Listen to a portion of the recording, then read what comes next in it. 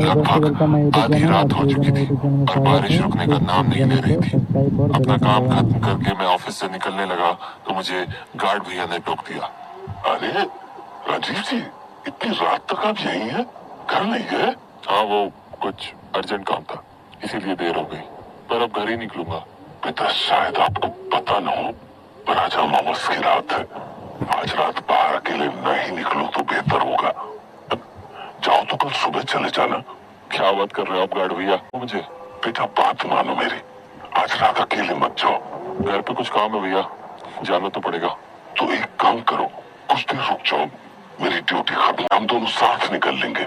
अरे भैया, काफी लेट हो जाएगा मुझे, और कल ऑफिस भी तो आना है। मैं निकलता हूँ, आखिरी बस आती ही होगी, वो छूट गई तो दिक्कत हो जाएगी मुझे।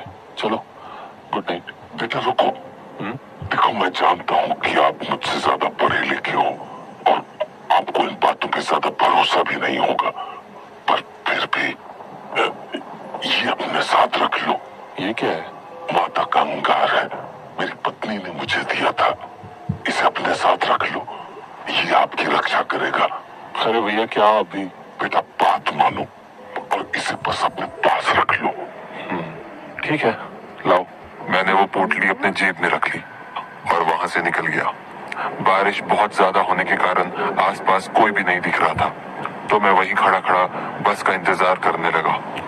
रह रहकर बादल बहुत जोर से गरज रहे थे और मुझे आसपास मेरे अलावा कोई दिख भी नहीं रहा था।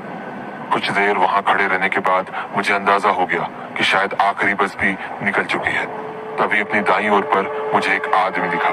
अंधेरा ज्यादा होने के कारण उसका चेहरा तो ठीक से नहीं दिख रहा था, पर उसे देखकर ऐसा ही लगा कि वो इसी बस स्टॉप की तरफ आने वाला है। मैंने इस बार अपनी गर्दन बाईं तरफ मोड़ी, पर पूरी सड़क सुनसान थी। मैंने दोबारा उस आदमी की तरफ देखा, पर वहां पर अब कोई भी नहीं था। मुझे ये बात काफी अजीब लगी, क्योंकि अभी थोड़ी देर पहले मैंने वहां पर किसी को देखा था। मैं इस बात को समझने की कोशिश कर ही रहा था कि मुझे उस तरफ से एक कैब आती हुई दिखी, तो मैंने कैब को रोकने के लिए इशारा किया, पर वो कैब मुझसे आगे निकल गई। तो मैं हताश होकर दोबारा उस तरफ देखने लगा, पर तभी मुझे अपने पीछे गाड़ी के ब्रेक की आवाज सुनाई पड़ी। पलट कर देखा तो वो कैब रुक चुकी थी। मुझे लगा चलो अच्छा है, कुछ तो मिला। मैंने एक बार फिर पीछे की ओर देखा कि कहीं वो आदमी वही तो नहीं है जो मुझे कुछ देर पहले दिखा था, पर वहां कोई नहीं था। तो मैं कैब में जाकर बैठ गया और ड्राइवर को अपना एड्रेस बता दिया, SBI कॉलोनी भैया। कैब चल दी। गाड़ी थोड़ी ही दूर आगे बढ़ी थी कि मैंने ड्राइवर को पूछा, अरे भैया, ये आते हुए कोई आदमी दिखा था क्या? उसने मेरी बात का कोई जवाब नहीं दिया, तो मैंने दोबारा पूछा, भैया? नहीं देखा।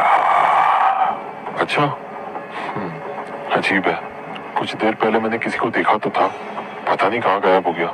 वो ड्राइवर कुछ देर गाड़ी चलाता रहा और फिर बोला, आज अमावस की रात है। हाँ, क्या मतलब?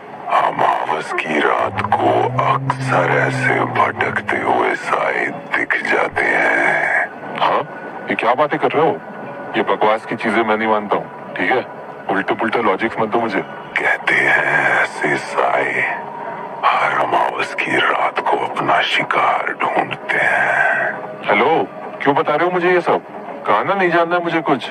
और अगर किसी इंसान की नजर इन सायों पर पड़ जाती है, यार स्टॉप इट, समझ नहीं आ रहा है क्या तुम्हें? तो उसकी मौत तय हो जाती है। अरे तुम पागल वागल हो क्या? गाड़ी रोको यार, मुझे नहीं जाना है कहीं। जैसे आज तुम्हारी मौत तय है। व्हाट नॉनसेंस, तुम्हारा दिमाग फिर गया है क्या? लिसन, गाड़ी रोको, मुझे नहीं जाना है कहीं भी, जस्ट स्टॉप द कैब। पर मेरी बातों का मानो उस पर कोई असर ही नहीं हुआ। उसने गाड़ी नहीं रोकी, तो मैंने उससे दोबारा कहा, मेरी बात समझ नहीं आ रही है क्या? गाड़ी रोको चुपचाप। अपनी बाईं तरफ देखो, सब समझ आ जाएगा। अरे व्हाट बाई और? क्या है बाई और? सड़क पर देखो। उसके बोलने पर जब मैंने अपनी गर्दन सड़क की ओर मोड़ी तो मुझे वहां एक आदमी खड़ा दिखा। कपड़ों से वो भी कोई कैब ड्राइवर ही लग रहा था, और अंधेरे के कारण उसका चेहरा ठीक से दिख भी नहीं रहा था। मुझे समझ नहीं आया कि आखिर ड्राइवर ने मुझे बाईं ओर देखने को क्यों बोला। तो मैंने गर्दन वापस सीधी की और ड्राइवर की ओर देखा, पर सामने का नजारा देख के मेरे होश उड़ गए। वो ड्राइवर अपनी सीट से गायब हो चुका था और गाड़ी अपने आप चली जा रही थी। मुझे समझ नहीं आ रहा था कि आखिर हो क्या रहा है। तभी गाड़ी में जोर का ब्रेक लगा और मेरा सर सीट पर जा भिड़ा। मैंने आंखें खोली तो देखा कि वो ड्राइवर पीछे मुड़कर मुझे ही देख रहा है और फिर उसने मुझसे कहा, साहब क्या हुआ? आप ठीक हो ना? क्या? तुम कहां से आए? कहाँ से आया मतलब? तुम अभी तो गाड़ी में नहीं थे और गाड़ी अपने आप चल रही थी। क्या बोल रहे हो साहब? होश में तो हो? देखो, पागल मत बनाओ मुझे। अभी थोड़ी देर पहले तुमने ही कहा कि आज मेरी मौत तय है और फिर तुम गाड़ी से गायब हो गए। कैसी बातें कर रहे हो साहब? भला मैं आपसे ये सब क्यों कहूंगा? छोड़ो, रहने दो। पक्का आपने कुछ नशा किया है। आपकी सोसाइटी आ गई है, मेरा भाड़ा दो और जाओ। उस ड्राइवर की बात पर मुझे अब भी यकीन नहीं हो रहा था। मेरा मन ये मानने को बिल्कुल तैयार नहीं था कि जो मेरे साथ हुआ वो मेरा कोई वहम था। पर मैंने बात ज्यादा नहीं बढ़ाई और कैब से बाहर निकल गया।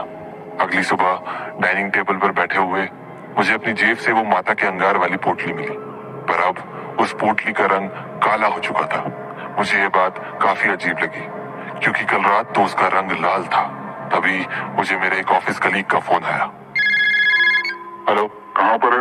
घर पर हूँ, ऑफिस के लिए निकलने वाला हूँ। क्यों? हाँ तो ऑफिस आते हुए पुरानी फैक्ट्री वाला रास्ता लेकर शमशान आ जाना। शमशान?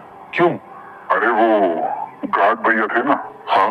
कल रात एक एक्सीडेंट में उनकी डेथ हो गई। व्हाट? हाँ शायद किसी कैब ने टक्कर मार दी। एनीवे, तू जल्दी से आ जा। अपने कलीग की बात सुनकर मेरे होश उड़ गए। मुझे विश्वास नहीं हो रहा था कि ऐसा कैसे हो सकता है। तभी मेरी नजर वापस से उस पोटली पर गई जो गार्ड भैया ने मुझे दी थी और मेरी आंखों के सामने सब कुछ साफ हो गया। मैं समझ गया कि अगर उस रात मेरे पास वो पोटली नहीं होती तो आज मैं जिंदा नहीं होता।